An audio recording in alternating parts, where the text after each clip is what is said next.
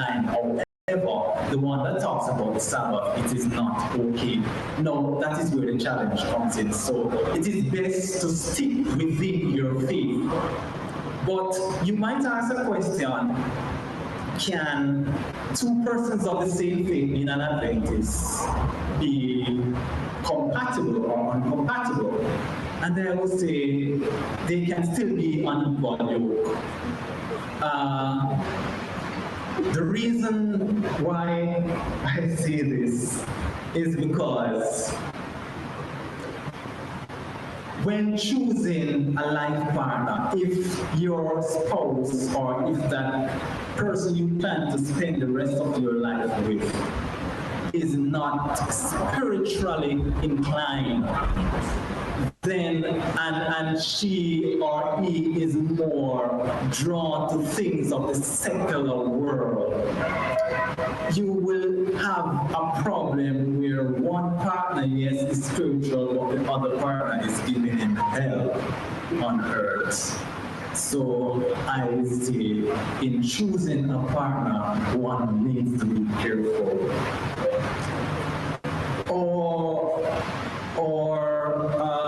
We are also given some guidelines in the Pen of Inspiration, in messages to young people, and there are some interesting topics there which talk about true love. It talks about wrong forms of courtship, and also speaks about self-discipline. Now, we as young people, we need to get this book.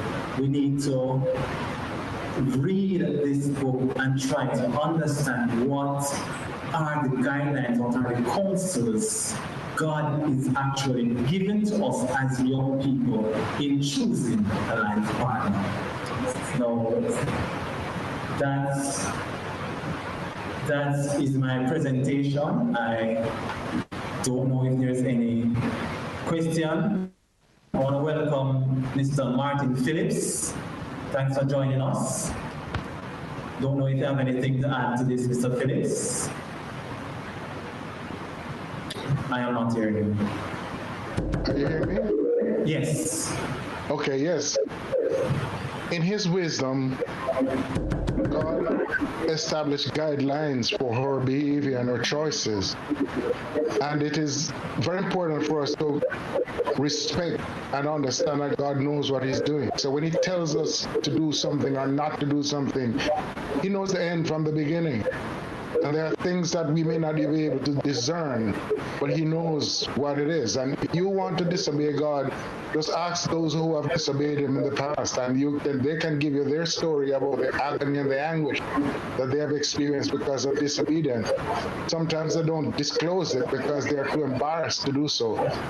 Because of his knowledge, God has given us guidance, and as you're saying, he asked us not to do this. If you look at the experience of the children of Israel, God gave them instructions. If you do this, here's what's going to be the outcome. If you don't do this, here's what's going to be the outcome. And you just look at the history of Israel, and you see what the outcome have been because they disobeyed God.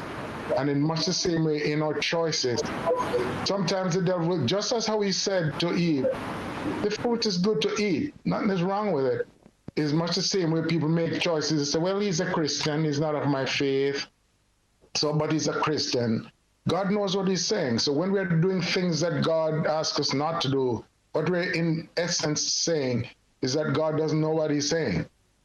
And we make that mistake, we're going to pay the penalty and the consequences for that.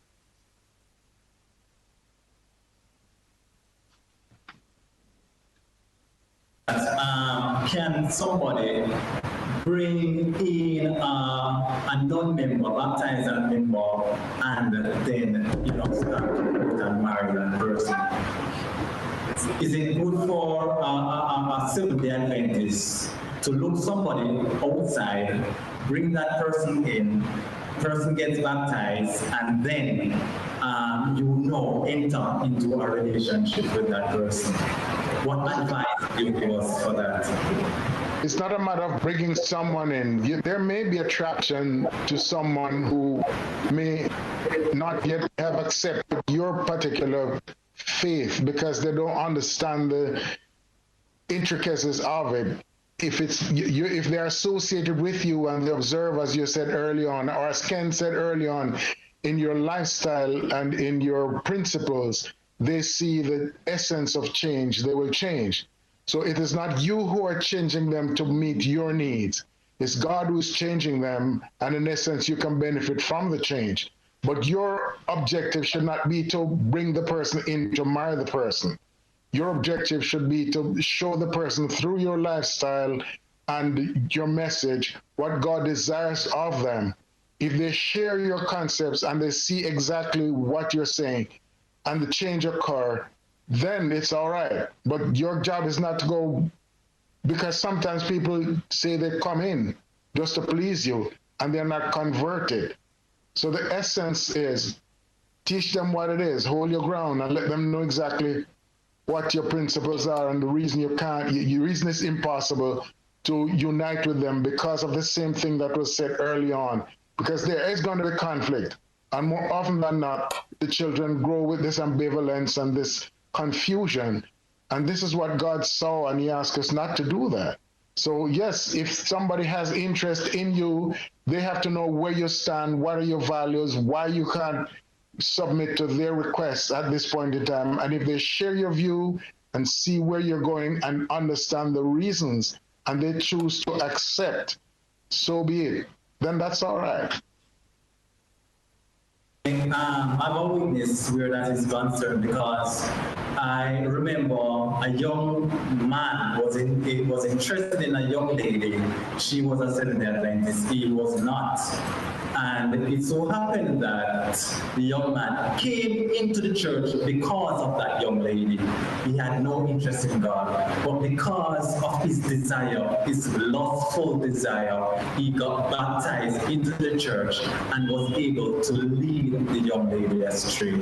So there are times when, yes, persons will find you attractive outside there, the persons inside the church. However, it is not good for them to come into the church because of you. They must first see Christ and let Christ be the center of their life. I have. Go ahead. No, that's true. I mean, the reason they're coming should not be for you. The reason should be for Christ. You become a secondary benefit of their accepting Christ. But the primary objective should be because they have seen in you what God desires, and they are convicted that your stance are principles that really can benefit them and their lives. Then coming in, they have a double blessing. Thank you. Can you share with us, Brother Phillips, the rules of dating? What are some of the do's and don'ts when it comes to dating? First of all, I mean, as children, we grew up in different days from now, but the objective of dating is to try to identify someone with whom you can share your life and someone who has compatible principles that will be beneficial to you as a Christian. So one of the initial rule of dating indicates that you group in dates. It's group dating, going out to observe the person, to see what their values are, to see how they deport themselves, and to get some insight into their do's and don'ts, into their likes, their dislikes, in their principles. Dating is getting to know the person, getting to know the person's family, getting to know their values. One of the disadvantages we have today is that children tend to exclude parents from their dating process until they have made their decisions, and then they expect the parents to be a part of it. Initially, parents used to be a part of the process in helping them to decipher some of the intricacies of the lifestyles and those things. So the parents would help in the selection process, in the sense that they would understand, get some insight into what the person's values are and the family values and some of the things that they think may be of interest to the child or to the young person who is dating. So dating principles initially should be like in group, And of course, in the process, friends and others can help you in identifying some of the things that we may not see, because sometimes when we are involved, we develop what is called tunnel vision. And some of the issues that may have been concerned, we are not seeing it because we are so emotionally engrossed. And it is very important to understand that we need to make wise mind choices, not emotional choices. So that's a part of it. Ask your friends and engage your caregivers or your parents if you have parents, or seek advice from your elders in the process. Don't just jump into it from an emotional perspective, because emotion could lead us astray.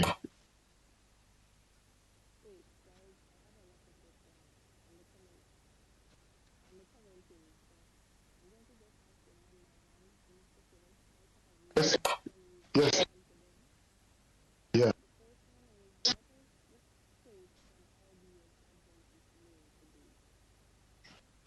First of all, in my place, let me just welcome Michael. Michael and I have been good friends since 1982, so we have been around a long time. So we have seen stuff and we have gone through stuff. In terms of identifying someone, the first, I think somebody mentioned it early on, the first principle that you should establish is a person heading for the kingdom, somebody whose desire is to be saved in the kingdom. Because once a person is heading for heaven, then your attitude and your plans and your aims and objectives are going to be in that direction. So this is a person who will develop some of the characteristics. They'll be willing to forgive, to share, to care, to be submissive, and also to be willing to say, I'm sorry, because they're heading in that direction. That's the first thing you're going to look for in a male mate. Then you're going to look for someone with ambition. He may not be where you want him to be at this point in time, but you can sit and ask, what are the goals? What are your aims? What are your objectives? That person should be going somewhere. If he's not, he's going to lead you nowhere. So that's another thing we need to look at. And look at the persons with whom the person associates. Show me your company, and I tell you who you are. So these individuals, these are just a few of the principles. Look for someone who is interested in God, someone who is heading for the kingdom, someone who has ambition and can tell you what the plans and the goals that he has in life for, and what would be his desire for a family. All of these things you need to ask in the initial stages of a relationship.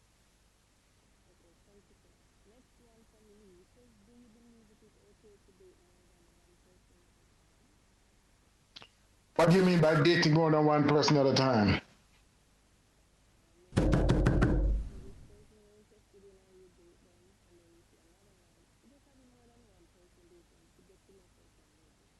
One of the things we need to clarify is the current concept of dating as to when I was old, we talk about dating.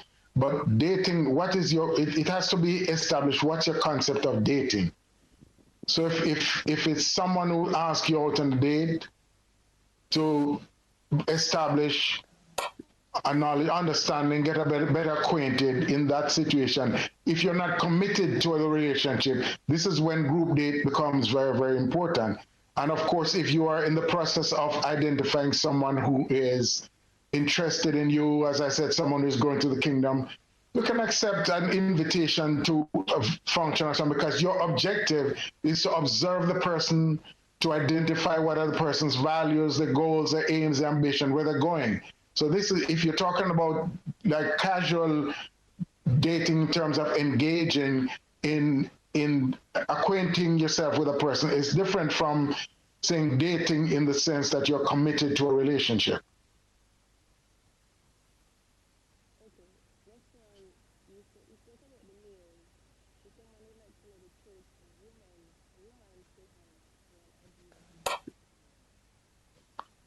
You're asking me that? All right. All right. No, I'm going to be honest with you. The same principles that the woman should have for the male is the same principles the male should have for the female. That should be someone heading for the kingdom. If not, you're going to be ending up like Solomon, living on a housetop in the corner of your on the corner of your housetop. It's very important to make sure that person has solid values, Christian values, principles.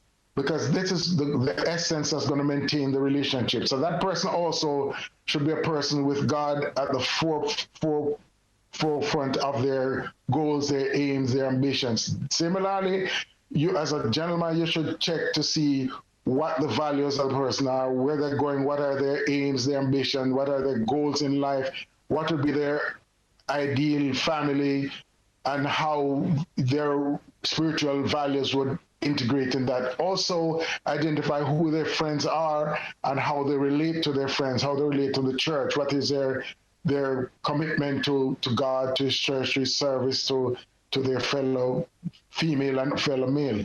And these are some of the principles that guide you. Then as we date, you get a little more insight into the person's intent and value for the relationship.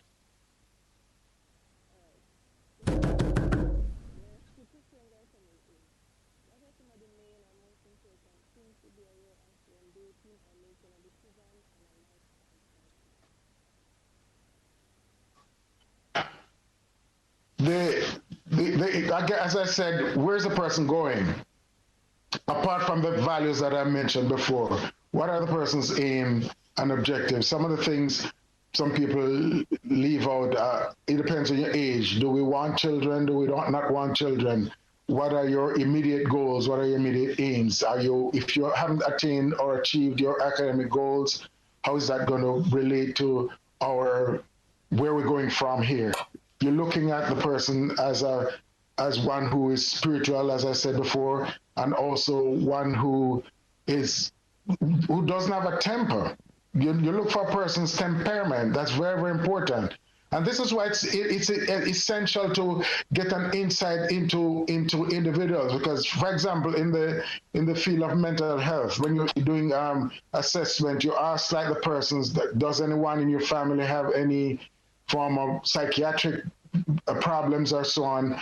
There are some things that people tend to ignore that are basically very, very important, because these could be breakers or makers of or sustainers of a relationship. You want to know medical issues, mental health, including mental health, value issues, temperament. All of these things are also essential because some things can be hidden for a while, and this is why it's important to date, because you're going to learn some of the things. While you're not going to know all, you should also know that sometimes people conceal their true identity in the whole dating process.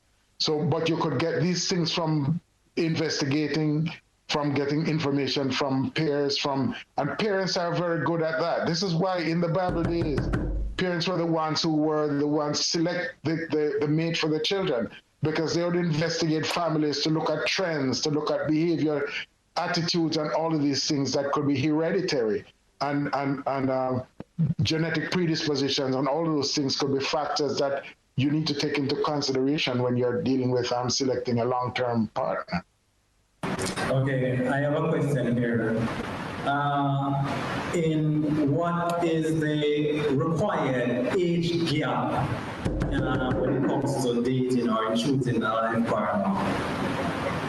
That's a personal issue, very, very personal, and love is at the bottom of it, we should say that. The reason for getting into a relationship is the primary issue that should be taken into consideration here. So, for example, in marriage, some cultures foster early marriage, like teenage marriages and so on. This is something personally, and this is not a principle that is established anywhere, but personally, I think it is not beneficial for one to jump into marriage very early, because they have not yet given themselves enough time to live their individual lives. Because when a young person gets tied up in marriage before they have gotten the chance to live independently, sometimes they wondered what it would be like to live independently. And this is why sometimes you find conflicts in marriages, because they want to go in marriage and live independently, and that doesn't work. Marriage is a lifetime commitment, and once you enter that, you're no longer your own. If you want to go out, you don't have to ask, but you have to consult with your mate, because you're no longer your own. Things that we want to do, we can't do it ourselves, because we are no longer our own. We are committed to someone, and we have accountability. And this is one of the source of problems in marriages. So in terms of age, I personally, this is my personal view, like Paul said, this is not the scripture, but my view. I think everybody who's going to get married should live on their own before they get married. Learn to do things for yourself. So for the men that become more appreciative of their wives, when you learn that it's not easy to do certain things on your own. And for the wives, you learn how to take care of your domestic areas and take care of your home, because the woman is the manager for the home as well as managers elsewhere. So when it comes to the age gap, a person should be in love in order to get married. So we are seeing of late sometimes men develop a little later than women in terms of their maturity. So you'll find sometimes an older man will be married to a younger lady because she might be more emotionally and psychologically developed than the man is at that point in time. So I don't have a problem when it comes to age, as long as there is love, commitment, and mutual respect in the relationship. On the inverse, if a man is going to get married to a woman who is much older than himself, he needs to understand what is the reason, and not that he's looking for a mother or whatever it is. So as long as love is in the issue, different people have different perspectives to that, but that's the bottom line to it. Love, respect, understanding, spiritual destiny and destination. These are some factors that have to be taken into consideration. Amen. There's a thought here, but just before the thought, I have another question coming from Crystal. She's asking, what's the difference between dating and the courtship? Courtship is preparation for marriage. Dating is identifying one who you're going to court, basically. So this is why I've said dating should be in groups, more in the initial stages, because this is when you're going to be observing the person who is the object of your admiration. So you're going to date maybe the person, sometimes the people may not even know that you are interested in them when you're going in a group date.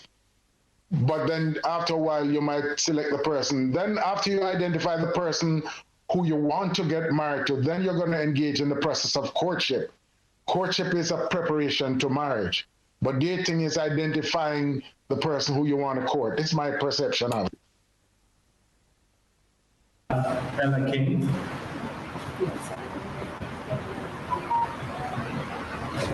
Thank you very much.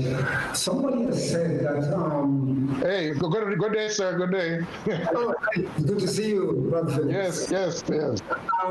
Somebody has said that preparation for marriage actually begins at birth. Meaning, you're born into a family, and the truth of the matter is you start to inculcate values in that family situation. And all of this, the chores you're given, the relationship you have with mother, father, and siblings, all of these are preparing you for that thing. Dating in itself is a kind of getting to know you period. Some people call it dating, some people call it going steady. But this is, these are stages in the process of developing love feelings and a knowledge of the individual so that you can make right choices. And of course, it leads to courtship and marriage. Yes. But the fact of the matter is that while dating always precedes marriage, fact of the matter naturally is that not all marriages, not all dating ends in marriage. And having understood that, it means therefore getting to know people, you may find that you may have to go through trial and error at times.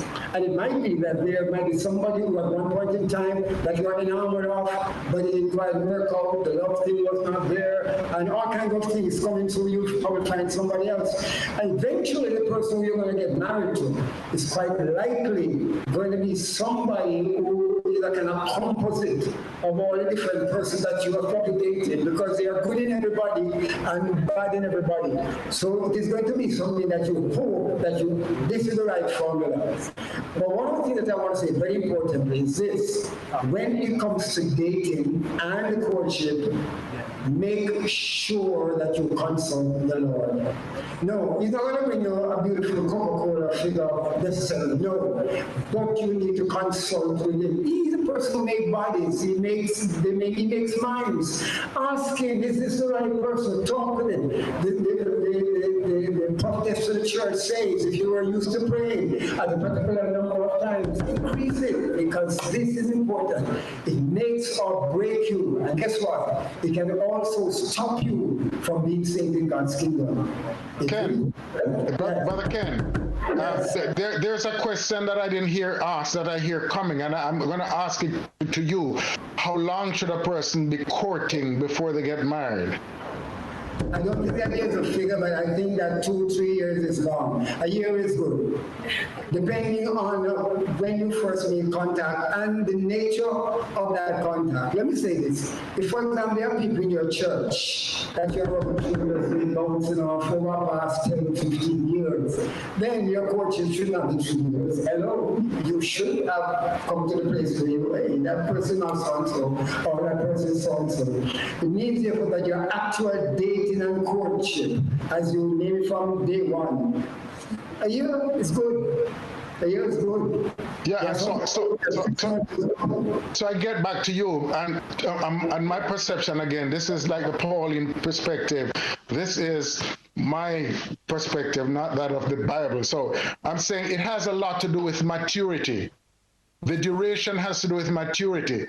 Because if you're a mature person, you identify someone who is mature and someone who meets the criteria that we mentioned earlier on, someone who is heading for the kingdom, someone who is spiritually mature. So, these things I mentioned, the time frame could be shorter than the other person who is engaged in courtship. I can use myself as an example, Brother Ken. We're Brother Spencer. Spencer and I used to sing in a group some time ago, and we sang. And when I met my wife, I didn't recognize that would be my wife. But maybe a week or so after, I realized that there was some interest, and I went on what you call an expedition, just for a day or so, and having gone out on we call it date. I recognize that this is a person who met the criteria for my expectation from marriage, including asking God. And it didn't take me more than a few weeks before I decided this is a person I was going to get married. This is somebody who I didn't meet for more than 3 months.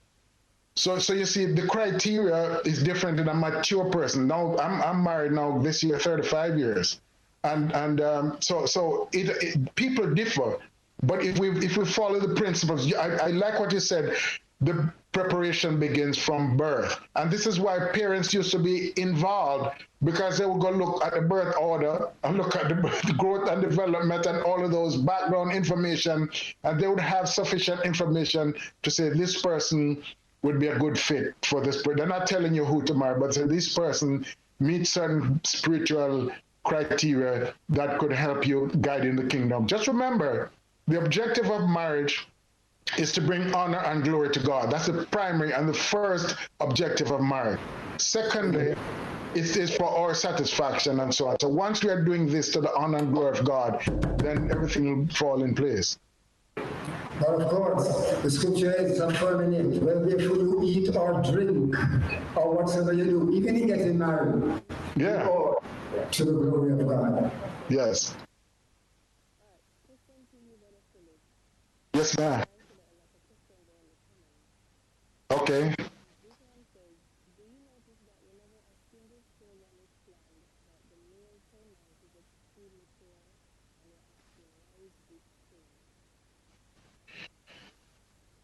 And this is my view again.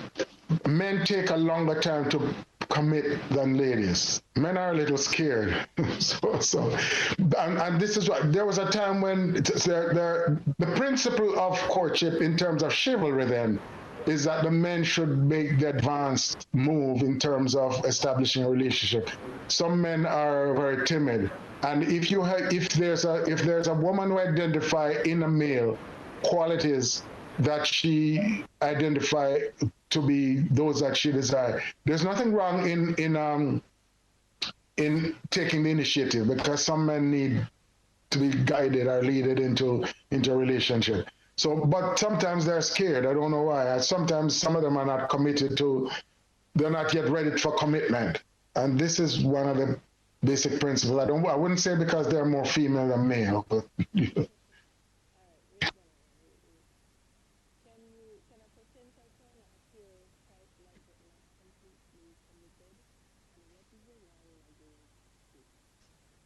yes, well, this is where the dating and also the courtship comes in, because you said there can be wolves in sheep clothing, you know. So it's very, very important to observe the person, the behavior, and this is where sometimes when you have caregivers or adults, they have intuition and they have insight into certain things that are going on. Listen, keep your ears to the ground, observe the person's demeanor, their commitment to whatever they're asked to pursue, whatever task they're asked to pursue. Look at their commitment to God and to their spiritual development. All of these are important, because people can pretend, but pretense cannot be forever. As it says, you can fool some people some of the time and all the people some of the time, but not all the people all the time. So it's important to ask questions, to seek advice in pursuit. And as Brother Ken said, pray earnestly, and God will reveal in time. Go ahead.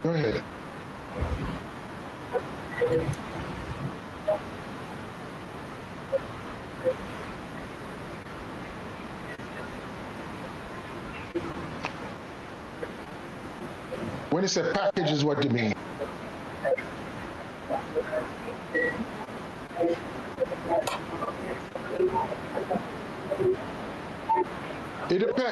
It is important. It depends on what stage of the relationship you are, because these are things that are very, very essential. You need to find out if a person has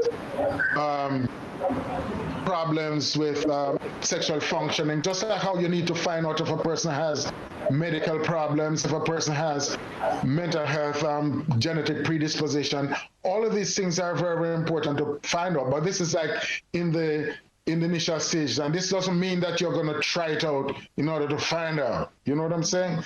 It's important to discuss, because no topic should be off limit when it comes to courting, because this is something that's you're going to take into marriage. So you're going to ask them, what is their perception of a family? How many children would they like?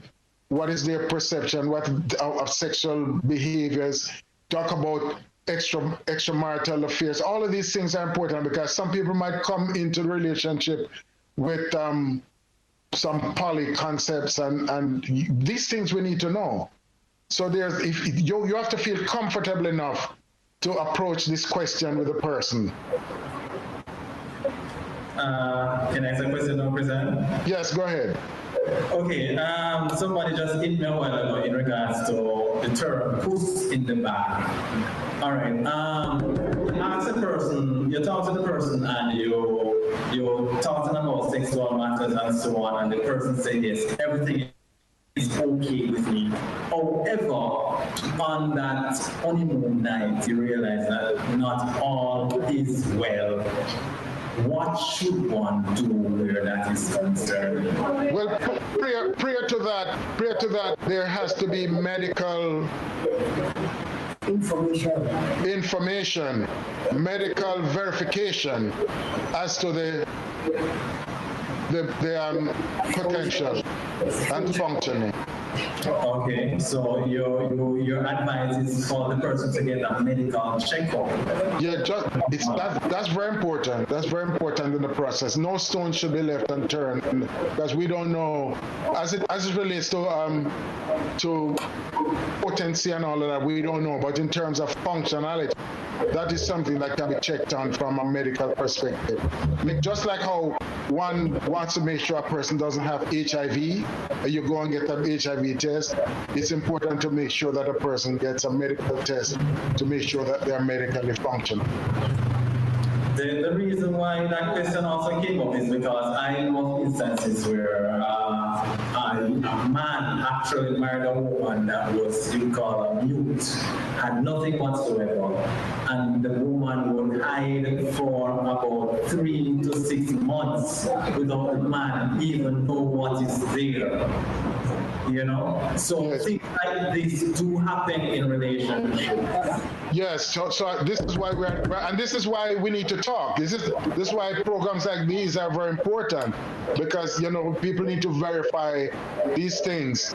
I mean, even in medical issues, the servant of the Lord spoke about medical issues in getting into marriage, because sometimes if you take a person, male or female, who has serious medical issues, that could be a lifetime problem, financial and otherwise, if you're not prepared, if you're entering it and you're not aware.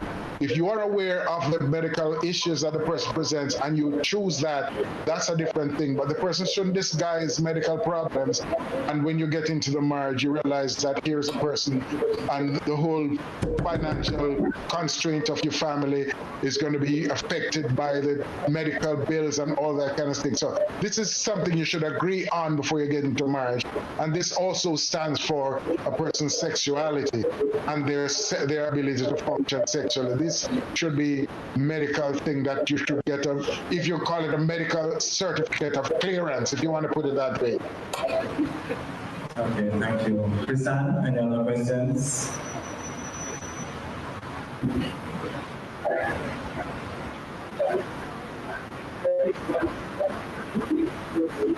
Okay.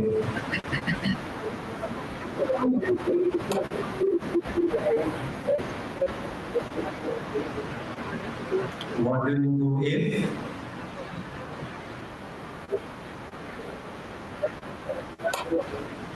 after dating and marriage, the sexual function is okay?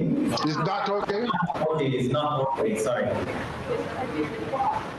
Well, that is something that they have to work out with counselors and with the doctors to find out what may be the cause. Because there could be a variety of issues responsible for sexual dysfunction. So this is a medical issue that needs to be checked out. Whether the impotence is from a medical perspective, or it is from an emotional or psychological perspective, or what is the cause of it. Because if they could function before and they're not functioning now, it could be a medical issue. It could be diabetes, it could be mental health issues, it could be some other stress factors, because there are a variety of issues that could be contributing to this.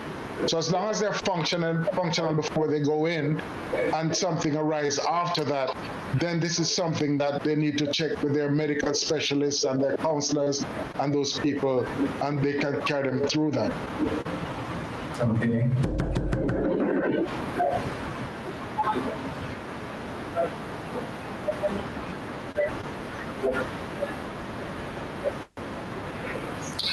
This is a question coming in from YouTube, and it says, at what point do I have a person meeting my parents?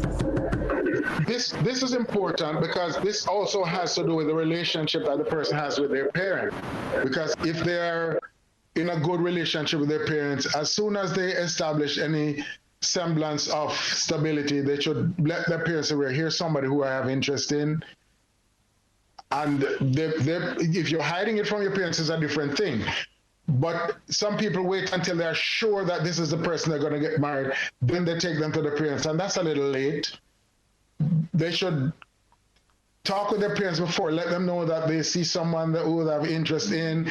As soon as they're certain about it, they let them know, or whatever it is. So this introducing them to their parents is also part of the courtship, because the parent is going to give their view or help them to form some perspective. Because sometimes there are issues, as I said, parents have what we call insight, foresight, and hindsight. They have some intuition that may be necessary in the process. They also may have information about the person's family history or whatever it is that could give us insight in to make sure that we're not marrying our cousins or whatever it is you do. So you don't hide it from your parents until then you realize when you tell your parents, you say, oh, that person is your cousin. You know what I'm saying?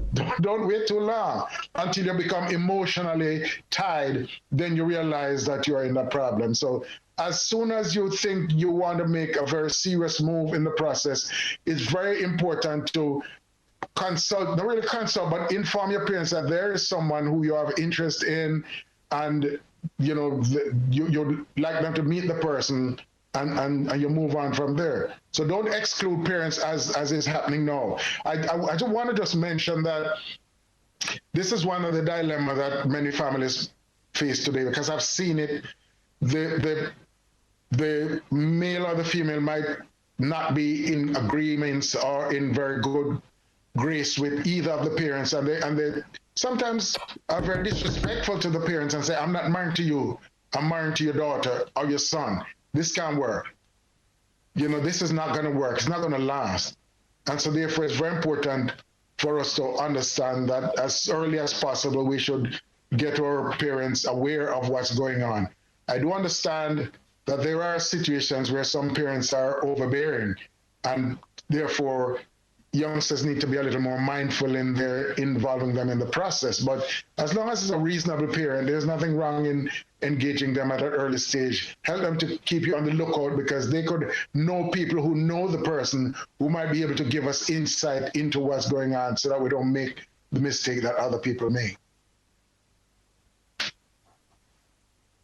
I have one also. It's in regards to love and infatuation. How would you differentiate both of them? Well, the usual say love is strictly based on emotion. No, not love, I mean infatuation, sorry, it's based on emotion. Love is based on principles. So the principle that guide our relationship, as I said, you have religious principles. All of these guidelines should be in place. And it's not because, although love also involves a degree of emotion, yet principle is involved in it. So if we love a person who's asking us to do something that is contrary to our principles, that's not love, because that's more infatuation. And love is, as it says, based more on the external and not on the intricate internal values and beliefs and that the person shares. So one has to be very mindful. Love is patient and love takes time. If infatuation wants immediate and instant gratification. And so these are some of the things that we need to look out for. How insistent is the person in the process of wanting to get too intimate too early? These are some of the areas that one need to be cautious of. Even if you love a person, if you say you love a person and the person say, I don't love you, that's all right, because it's love. Your love, let go when it's time to let go, because when it's time to bind, love gets involved in that. So somebody might say they love you, but you may not reciprocate the same emotion. That's all right. That's a person's emotion towards, that's a person's feeling towards you. So infatuation is strictly based on external and also just emotional. That's my view on it. Okay, thank you. And we are joined here by our pastor. We just want to welcome him. Also, what I would like to get from either my pastor or my elder is some scriptural references in regards to what we're discussing here. So if Elder King or pastor would like to come in.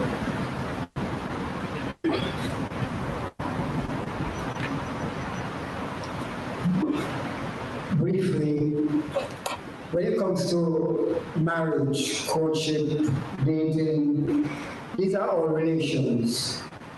And the scriptural principles which undergird any relationship also applies to these as well. For example, Philippians 4 verse 8, it says, finally, brethren, whatsoever things are honest, true, just, pure, of good report. If there be any person, if there be any praise, think on these things. You need to keep in this, the honesty of the person, the report that comes about them. All of these things are the things that you need to take in as well. We spoke about 1 Corinthians 10, verse 31, we said, whether if you eat or drink or whatever you're going to do, including getting married, do all to the glory of God. It's very important that we recognize this. We also need to recognize that as we pursue the dating game or the courtship stage, that God's commandment becomes real, very, very real. He said, tell us straight up, no sex before marriage. He says, thou shalt not commit adultery. We know that based on the discussion we've been having, that some people like to try out things to make sure it functions. That is the Jamaican term called puss in the bag, where I'm not buying any puss in the bag or getting involved with anything. You have to try it first. But to try it first is to violate one of God's principles in His Ten Commandments. So we want to go on that road as well, and that's why this is very important that yes, the medical checks be made, so that because you cannot actually do it yourself and then say, okay, this will work, and then go into it. No, you would have violated the principles that the Lord has given before. The Bible also affirms that it is one man, one woman. And that is our definition, the scriptural definition of marriage. It is one man and one woman. And although there may be other models which operate in different parts of the world, and even in Bible times as well, where polygamy and different things take place, God's ideal is still one man, one woman. And we need to affirm that, especially in these days and age. So in terms of our relationship which will lead to marriage, we know, of course, that the two men and the two women thing is not going to work, based on scripture. Yes. All right, I have a question here. I noticed in the New Testament it said in order for us, for an elder or a deacon to take part in the service, he has to be the husband of one wife. What happens now if this person don't want to have any post inside the church? Is it okay for that person to have more than one wife? Before the man becomes an elder, is a man. And the Bible says, for this cause shall a man leave his father and mother and cleave unto his wife, and they twain shall become one. Not they three, not they four, not they five, but they twain. It says two individuals. And before the man becomes an elder, he's a man, so that applies to him. The fact that he's no an elder don't mean that he has any special privilege to have an extra life. Sorry, no. He is a man before he's an elder. I'm saying, if you want to take up the post of an elder, or a bishop, or a deacon, would it be okay for him to have? No, it is still not okay. If he does not want to take up the role of a bishop or an elder, it's still not okay. God's ideal is still one man, one woman. It doesn't really matter. Right? I appreciate the nuances of the text, because some people probably jockey on that and say, okay, if you don't want to do that, it's okay for you to have one person. No. The way things are, the way man is, and he's made, I just wonder how people can handle it on one wife. Myself. I don't know how Solomon was able to do it. In fact, when I read scripture, it drives them crazy for those stupid things, foolish things. And this is one of the biggest enigmas to be found in scripture, where the wisest man becomes one of the most foolish person. And most of it seems to be generated because of relationship with other women as well. So it's not something for us to emulate, but rather for something that we must recognize. The Bible only speaks of persons like Solomon and even Abraham and David having, so it is descriptive. It is describing that which occurs. It is not prescriptive. It is not for us to follow.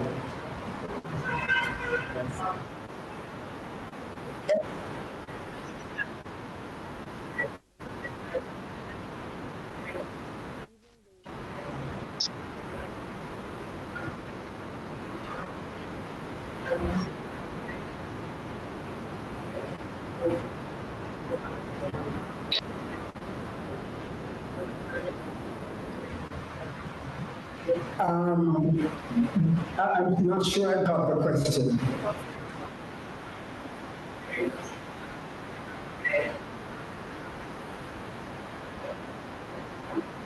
Okay.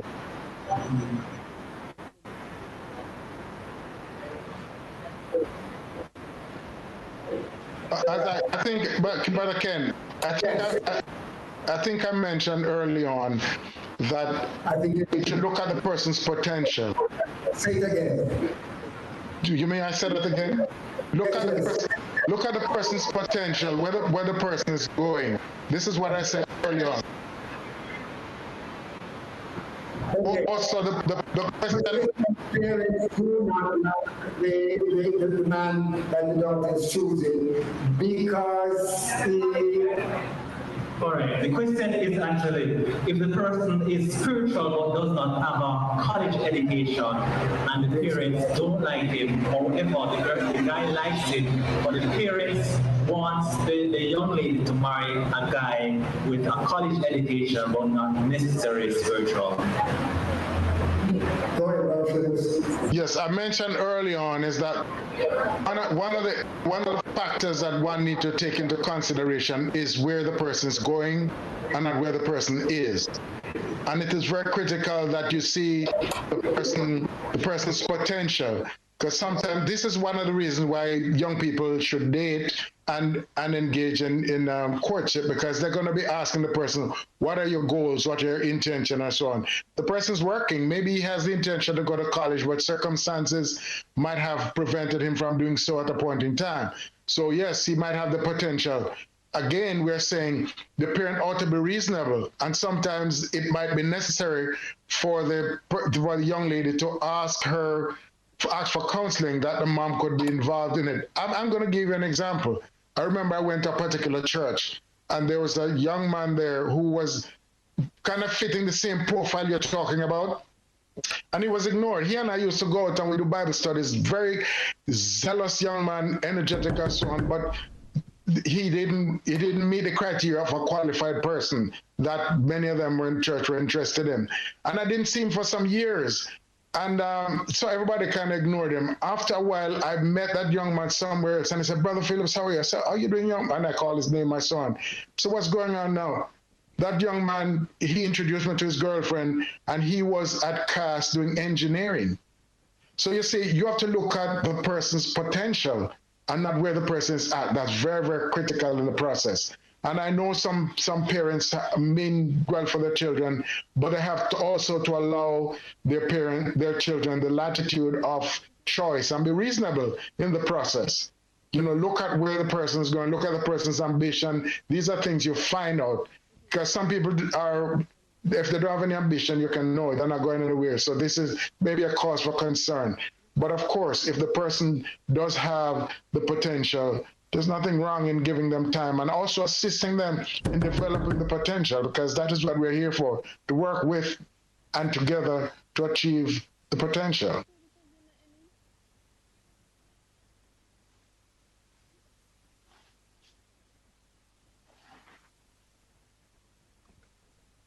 Are we there? Are you hearing me? I hear you, but I've asked a question and there are questions coming through just now. Our pastor has joined us. Welcome, Pastor. Oh, yes. Okay, Pastor, we need to greet at this point in time and probably just add to the discussion that we should like. Yes. Oh, yes. Well, we're very happy and privileged to have so many individuals from around the world joining us in our AY program, and we are thankful for the wisdom that is coming through Elder from you. We are pleased at what is going on, and we believe in developing not just the skills, but the potential of our young people. Because in the 21st century, it's necessary to be anchored in the Lord, even as you choose a life partner.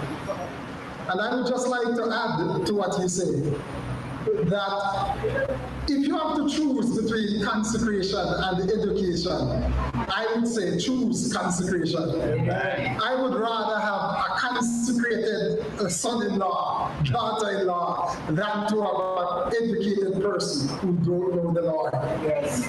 And whenever I see my daughter bringing anybody, the first thing I want to check is the connection with God.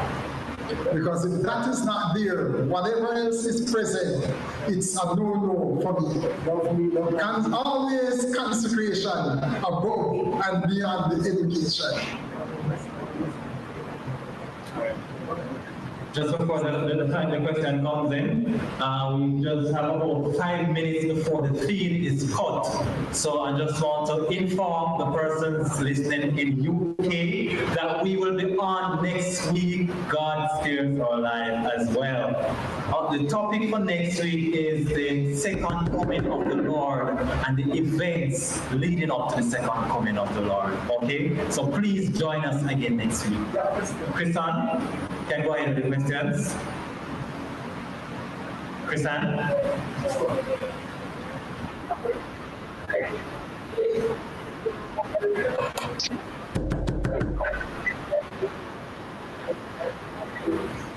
Is there scriptural reference warning about me, a man, using a woman outside my race? I believe we came out of a quarter where that was done. Perhaps they could highlight that some more for me.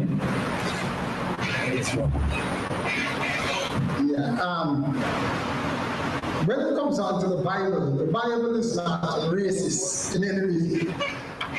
The Bible specifically is not race, but always religion. Yes. The emphasis on scripture is never race or color, but always creed. The Bible is very clear when it comes on to being unequally yoked with unbelievers. The unbeliever is the person who is of another religion, another persuasion. But when it comes on to a person of a different race, there is no Bible evidence to declare that you can't date someone from a different race. Of course, there might be social issues that, we have an expert here who will deal with that. That will definitely pop up if you decide to go down that route. But remember that the Bible emphasis is always on religion, not race or color. That is true. Yes, so social stratification. To deal with the social issues that will confront us, Elder.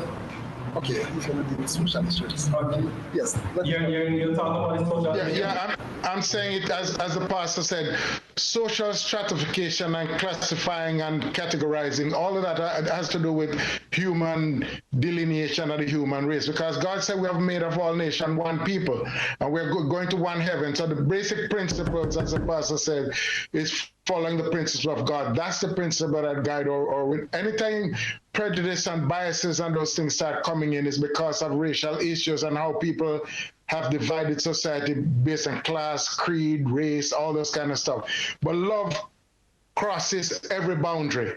It crosses every racial boundary. And this is why you find people can be in love based on your race, different from your race. So that shouldn't be, but anytime that happens and you start feeling uncomfortable, it has a lot to do with our social connection and what's going on around us. And not necessarily what goes on in our affection one towards another. Okay, I think we have time for one more question. We're just about time, but Christian, you can go ahead with the question.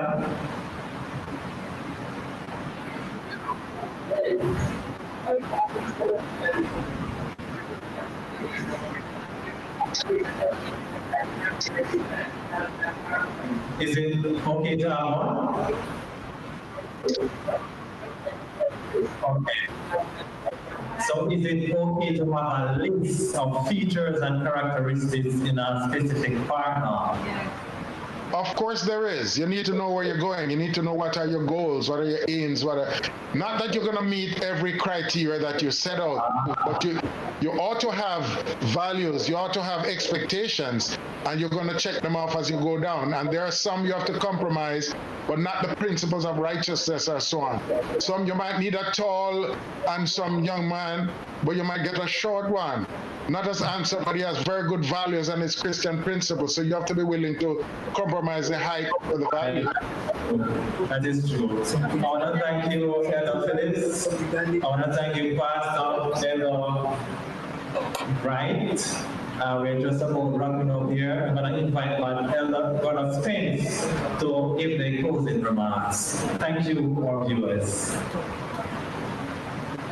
Thank you, Donovan. Thank you, Martin, for subjecting yourself for questioning for a whole hour.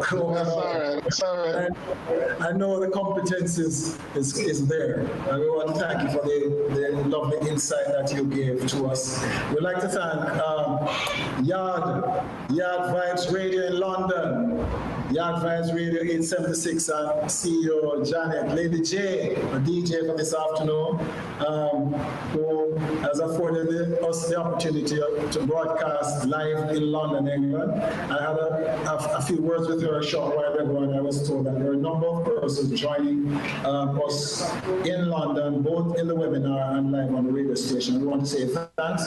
We'd like to thank those persons who were online in the United States of America, in Jamaica, people as far as Montego Bay, Kingston, who joined us. And we want to assure you that this youth department is here to spread the love of Jesus to everyone.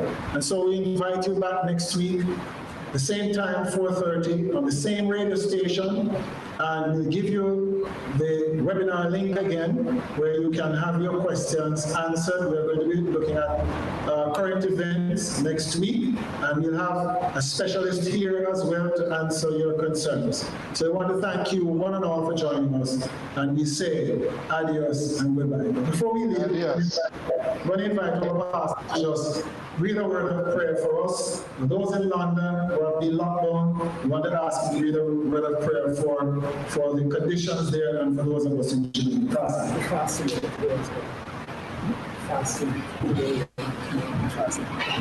Okay, let us pray. Our Father and our God, we want to give you thanks that even amid great distress and worldwide epidemic, that the Spirit of God still works and still prevails, that your hand is still on the wheel. We present to you, Lord, the many individuals who are quarantined in their different homes and in the different countries of this world. We ask, Lord, that you will be to them a God, a Savior, and a Lord. We ask that even in the midst of this crisis, that the Spirit of God will work continuously for the sanctification and the salvation of all God's children. We ask, Lord, that those of us who are in the worst situation, that you will be ever near and dear to us. We ask that as we come to an end, not only of this program, but the famine that is in the land for the word of God, we ask that that famine will come to an end in the midst of this crisis. And by this media and medium, there will be many souls born for your kingdom. We ask, Lord, that as we close today's fasting and prayer that is going on all over the world, that you, Lord, will answer our prayers according to your riches in glory. Guide, strengthen, and bless every hearer and every worshiper, we pray, in Jesus' precious name. Amen. Amen. Amen. Chris Sabo, administrator, technical team, and Paul Beckford, you are remotely wherever you are. Big up. Yeah.